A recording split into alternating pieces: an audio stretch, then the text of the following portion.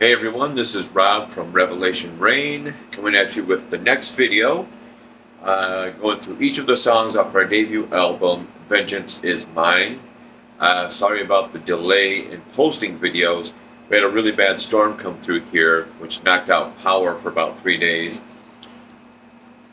Also knocked out our internet and even our cell phone service. So for about 2 days, this whole town was like isolated, like cut off from the rest of the world, which was probably good for the rest of the world actually. But um, yeah, we finally got power back yesterday. Cell phone service came up the day before that. The internet was up first and foremost, but without electricity, it doesn't do you much good. So um, anyway, everything's back to somewhat normal now.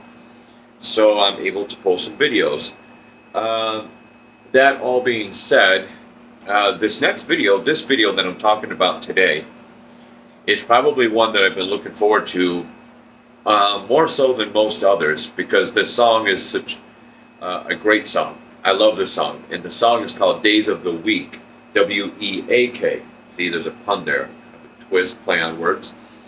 Um, but the ironic thing is, even though it's not days of the week like you would typically coin the term, all the way through the song, it's talking about each day of the week and how most people, or a lot of people, I should say, uh, feel overwhelmed.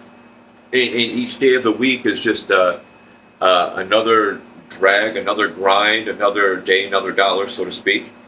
And they're just always looking forward to the weekend. Hey, a band should write a song about that, and they should call themselves Loverboy. Anyway, so that's what the song is about. You know, getting through the week, finally getting to the weekend, but then realizing that the weekend's already over, and now it's right back to the grind. And that's what the song is about, and it details each day of the week. And although it's sympathetic in some ways, in that a lot of people lead that type of life where they work a job they don't like, they feel like they're locked in at that job because sometimes jobs are scarce, although that's not the case right now, we know that. But a lot of times, jobs are scarce, or wages aren't what they should be. And I'm not for minimum wage by any means. Wages should be between the employer and the employee. But enough about that. Anyway, but you find yourself stuck in a rut, and that becomes your life. And I've worked jobs before that I didn't like, or been in relationships or situations that I wasn't happy, and it led to just getting by. That's all I was doing. I wasn't living. I was getting by. And thank God I was able to get out of that, but not everybody does, not everybody can. But even though it's sympathetic in that respect, it's also apathetic in that each of us, we determine our own roles. We determine our place in this world. We determine how our lives are going to turn out. Yes, there are situations and circumstances and things that are beyond our control, absolutely. But ultimately, your position in life comes down to you, whatever you make of it. And that's the position that I finally came to, and I decided I wasn't going to stay in that situation, that type of work environment where, I show up, I do my 8 hours, I go home, I go back to work. It's just a cycle over and over. And for some people, that's cool. That's what they like to do. I'm not knocking that by any means. What I'm talking about is the people that are in that situation that don't want to be. You can complain about it, or you can do something about it. And I finally did something about it. But the song is talking about that, being in a situation where you're not happy and you feel like you have no power to change your situation, which is rarely ever the case. But also, the song carries so much more meaning. And when I said apathetic, in the sense that, again, personal responsibility, holding yourself accountable, those are traits that have kind of been pushed aside in our society. Um, and the song kind of has that type of a vibe to it as well, where if you want things to change, then change them. Really that simple. Change it. Uh, so I remember when I was writing the song, I came up with the music first. And I thought it had such a cool, laid back vibe to it. And I put the chords together and I liked it. I thought it was good, but that was about it. And then I put the lyrics to it, and I really liked the lyrics. The lyrics, like I said, are sympathetic yet apathetic. Um, but I liked the lyrics. I liked the way they came together. I liked the tongue-in-cheek aspect of it, even though it's WEAK, days of the week. Like I said, it's describing each day of the week, looking forward to that weekend, but realizing that the weekend's going to end, and guess what? It's going to start all over. It's a vicious cycle. So I loved the lyrics. I liked the music, but it was one of those things where I didn't think it was great. I thought that there were better songs. And so I wrote that song probably 10 or 15 years ago, I'm guessing. And it just kind of sat there. And then, 5 years ago, 4 years ago, whatever it was, 3 or 4 years ago, when Josh, a friend of mine, and I decided we were going to put a band together, we found a drummer, and we were called Volume 11. Okay? And I was never crazy about that name, but I was outvoted. So we were called Volume 11. And I remember we were going to play a show somewhere. It may have been like a battle of the bands or just a regular show. I don't recall. But we were coming up short on songs, and we only had just a couple of days to round out the set list. And so I thought, well, I could throw this song out to these guys and see what they think. But before I showed them the song, I kind of put out this disclaimer, so to speak. I'm like, look, if you don't like it, don't worry about it. It's an okay song. I think it would work, but it's nothing I'm crazy about. So if you don't like it, just say so. We'll find something else. So I played this song for Josh and our drummer at the time, and they're both looking at me like I'm stupid. And I'm like, what? Was it that bad? And they're like, that song is great. That song's killer. Why didn't you bring this to the band a long time ago? And so I was like, I don't know. I didn't think it was all that great. But the more that we've played it in that band, and then later on when we were in Last Asylum, we played it. And especially once Revelation Rain got a hold of it, and we worked it up and really put all the pieces together and then recorded it for the album. I've come to love the song. And as I said in the previous video for Taste of Tomorrow, Days of the Week was initially going to be the first single until Taste of Tomorrow came out. But it's such a strong song. It makes a strong statement without being overly preachy or political or anything like that. But it makes a strong statement. Like I said, people go through stuff like that. But the flip side is that you have the power to change it. Just do it. Musically, it's one of my favorite songs. It just has such a laid-back groove to it. It's different from a lot of the other stuff I've written. Lyrically, I think it stands up, especially in the time that we live in right now. With all this junk going on with these stupid mask mandates and now the vaccine mandate, where Biden is an idiot. And I try not to get political, but he is. He's a moron. When you start infringing on somebody's personal rights, and then you turn around and say it's not about personal liberty or about your personal rights, that's the voice of a dictator. Okay? Plain and simple. But anyway, with all this stuff going on right now, with the mask mandates and vaccine mandates and passports and all this other stuff where we can see our constitutional rights are just being eroded away. Because, and here's the thing, the politicians wouldn't be able to do this if people would stand up for their rights, if people would actually defend their own personal liberties. But again, most people are too weak, too apathetic, or too lazy. That's what it comes down to. And that's what this song is hearkening to. It is so appropriate for the time that we're living in right now. And like I said, I wrote it 15 years ago. Maybe it's some foreshadowing, I don't know. But the state of our society right now, where everybody just lives in fear. They're going to wear a paper mask or a cloth mask that does zero, but in my mind it makes me feel safe. In people taking this vaccine, but yet they're upset because other people won't take the vaccine. Well, the logical question is, if the vaccine is so good and works so well, then it shouldn't matter if I have it or not. If you're vaccinated, you should be safe, right? But yet we find all these people that have taken the vaccine and are still getting COVID.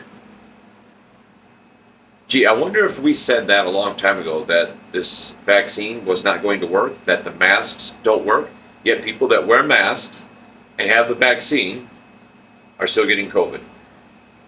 Okay, anyway, that's the state of this world right now, the state of our country, the state of our society, and Days of the Week summarizes it so perfectly. Because most people are just too weak in the knees to actually stand up for their rights and take back what is ours. So anyway, I try not to get too political on this channel, but at this point, listen, we thought the band was going to go forward. It's not. Everybody's moved on to something else. And more power to everyone. Like I said before, JT, for personal reasons, had to move to another state, so he couldn't be in the band any longer. Grant, Marty, and I reconciled and put differences aside, and the three of us were going to move forward and try to find a new lead guitarist. We auditioned a guy; it didn't work out, and we'd always initially said that it should be the four of us. If Revelation Reign's going to go forward, it should be the four of us. And then we tried to do it with three of us and one new lead guitarist. But it just didn't feel right. And Marty reached out to me and eventually to Grant and just said that he wasn't entirely comfortable moving forward without JT, and that he had an offer to do a new project. And I said, I know where you're coming from. I kind of batted that back and forth myself. I'm probably just going to take a long break. Revelation Reign accomplished a lot in the year and 3 months that we were together. Like I said, probably 3 or 4 years ago, when I decided to put a band back together, starting with Volume 11 through Last Asylum into Revelation Reign, this journey's been about 4 years for me. And as much as I've enjoyed it, it's also been very tiring. It is difficult when band members come and go and you have to replace people, and lineup changes and all the rest of it can be very, very tiring. And at this point, for me personally, I just don't have the time or energy for it anymore. If ever the four of us wanted to get back together, I'd be all for it. Absolutely. Because all of us know the parts, we know the songs, we don't have to break somebody in. The four of us could get back together. This is how good this band is. The four of us could get back together a year from now and jump right back into these songs like there was never ever a break. All right. So I said all that to say this. Just giving everybody an update that the band is done, but there's no regrets. We had a good run, and I don't want to bring politics or whatever else into onto this channel. And I know I've said some political stuff in this video, but that's because it pertains to the song at hand. Days of the Week, although not blatantly political, it is political. And it's also societal. And it's also about, personal attributes. The song epitomizes, like I said, I wrote it 15 years ago. But right now, it epitomizes everything that's going on in the world right now. And wherever you stand on the issues, if you're pro-vaccine and pro-mask, fine. Be that way. But see, this is a country where people are supposed to have individual liberties and make decisions for themselves. If you want a mask and a vaccine, fine. Don't force that on other people. That's not what this country is about at all. Okay? I myself am a pro-gun person. I know some people who don't like guns. Fine, but I'm not going to tell people, well, I like them, and guns keep us safe, so you have to have one too. See, I carry a gun to keep you safe, so you should carry one to keep me safe. I would never do that with anything. Again, it comes down to personal liberties. And when people try to infringe upon that, it upsets me. It should upset anybody. No matter where you stand, you should agree that people should be able to make decisions for themselves. And if you don't agree with that, then you're just as much of a tyrant and a communist as any of the people that are now sitting in Washington, D.C., because all of them are like that, unfortunately. So that's what Days of the Week is about. It's about the state of our society, how most people are content to be told what to do. They're content to allow elected officials who are supposed to be working for us to take away their personal rights, their liberties. That's where we're at. That's the sad state of our society, and Days of the Week speaks to that. So anyway, when we went in to record it, I remember when I brought it to Revelation Rain, the guys in the band immediately liked it. And like I said, we all agreed that that was going to be the first single until Taste of Tomorrow came in. But we added some parts, we changed some stuff up. There, on the CD, I think it just comes right in with everything all together. But when we play it live, there's actually a cool little intro with, just a clean guitar channel and the bass. I think Marty was doing a little bass run on it. It was kind of cool. And then we'd kind of count in. Brent would count us in full throttle. And it's just a great song. When we went in to record it, we added the backing vocal harmony thing that's going on during the chorus. Just a great song, and it was a fun experience. It's one of my favorite songs still to this day, not just because of the lyrical content or the lyrics themselves, because I think that it just came together so perfectly, but also the laid back feel to the song. It's got, I don't know, it just has a different feel than what most of our songs do. And it's track number 3 on the album, and because this was a 10-song album, you're looking at side 1, side 2, each having 5 tracks.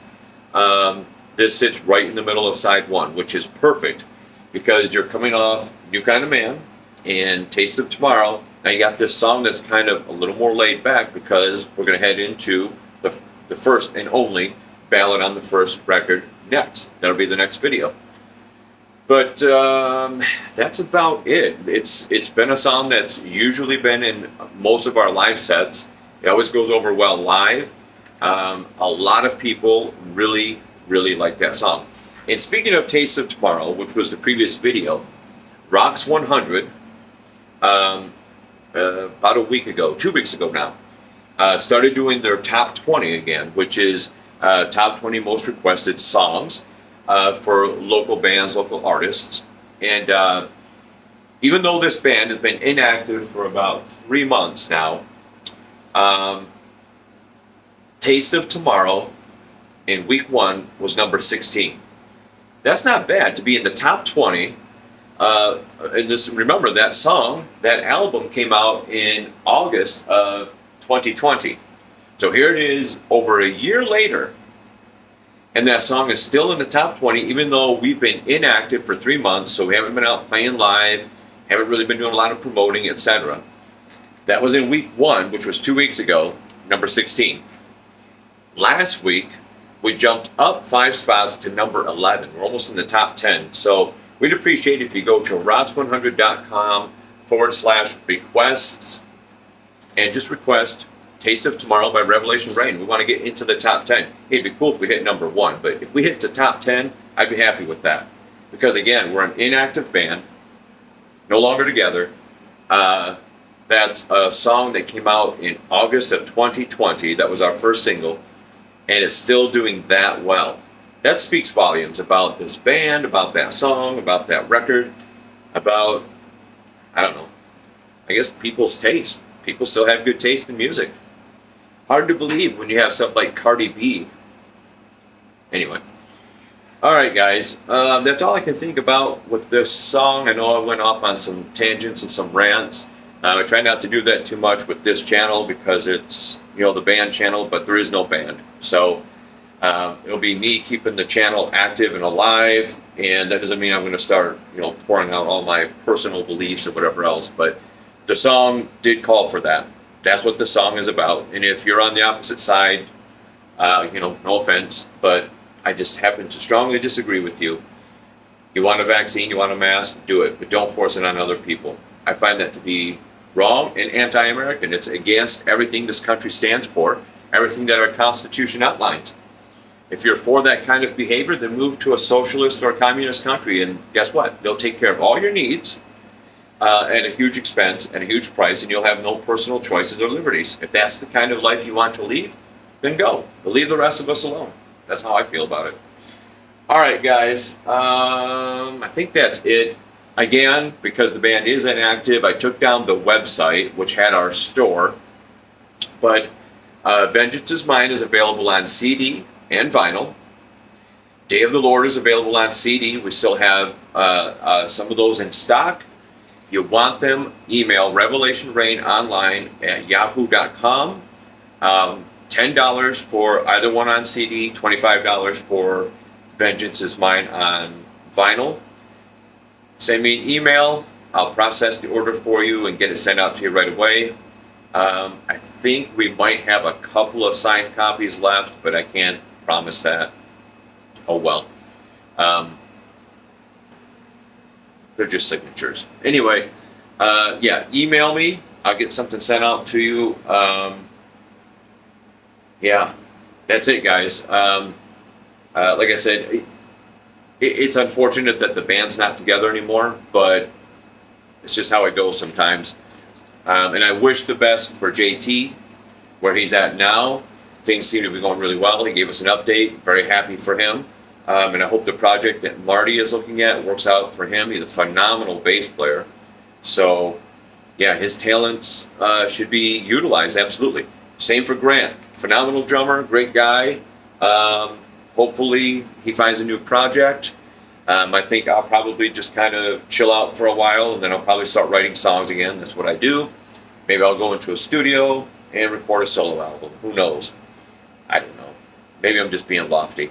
Anyway, guys, take care and God bless.